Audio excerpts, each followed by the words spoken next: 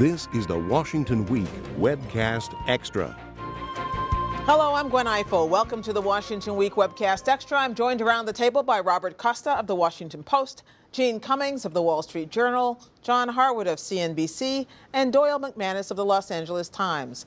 John Boehner ended 25 years representing Ohio in the U.S. House, 5 of them as Speaker this week. As expected, his farewell was tearful, but he also left behind a fractured House. Surely nothing he intended when he first arrived in Washington. Doyle, what would you say his legacy is? Wow.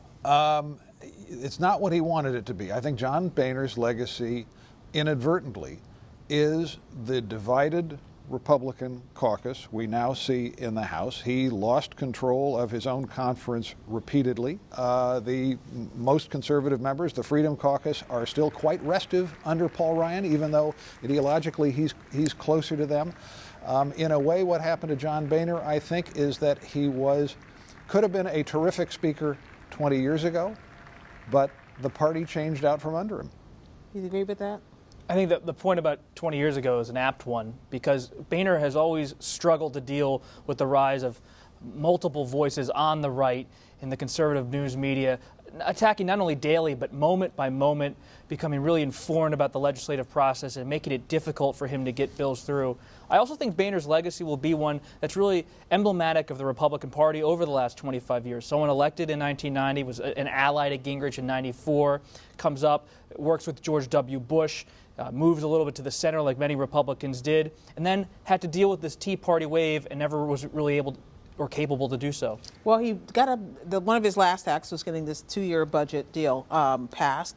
And if that were part of his legacy, Jeanne, let's talk about that. What was in it that was Boehner-esque in particular, or was it just a fact of the deal? Well, it's the fact of the deal. It's a deal with the Obama White House that's the light version of a package that they began talking about years ago, and where they were going to do dramatic tax reform in addition to helping changing the budget. So they never got to the tax reform. That's one of Paul Ryan's top priorities. But I would look at his legacy a little differently. I think one thing that will be remarkable about him is that he managed to get through what he did get through, that we only had one brief, partial government shutdown.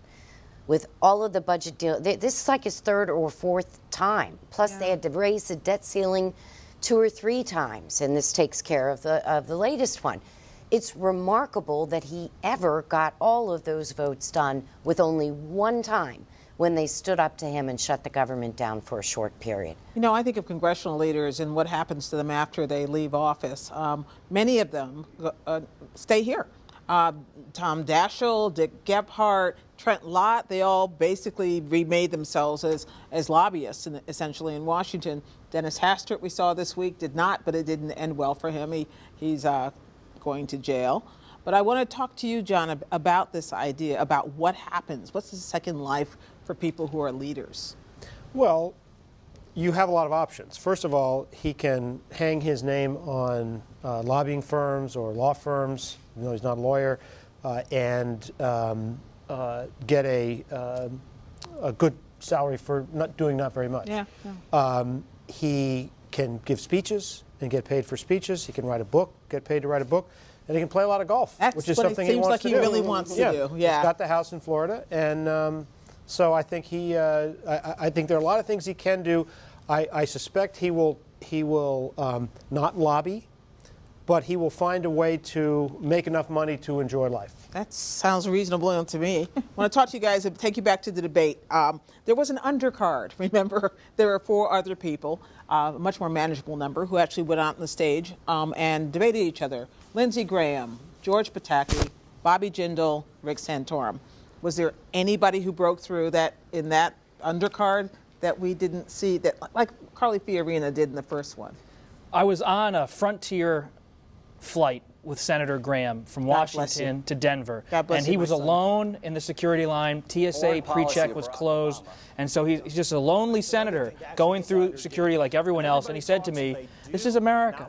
I'm a candidate for the highest office in the land, and I'm just doing my best. And I think Graham, he's having fun on the trail. He had fun at the debate. He's also shown substance on foreign policy. If anyone breaks out of there and has a sliver of a chance in a place like South Carolina, it's the home state senator. Well, It's fair to say that he's having more fun than Jeb Bush, but go ahead. I would love to see Lindsey Graham get on the big stage just because he's the only one who makes you laugh. He has a couple of standard lines that are really funny. And He also has a very clear foreign policy, which is not always well, the clear foreign on policy that is big just stage. let me in, let me be your commander in chief so I Yeah. can start bombing people. But Well. but he also defended immigration reform, and this is always going to keep Senator Lindsey on the second stage. I just don't think it's possible at this stage to do what Carly Fiorina did. I think there was an initial moment where, at that Fox debate, where the two debates themselves were both looked at with a high level of seriousness.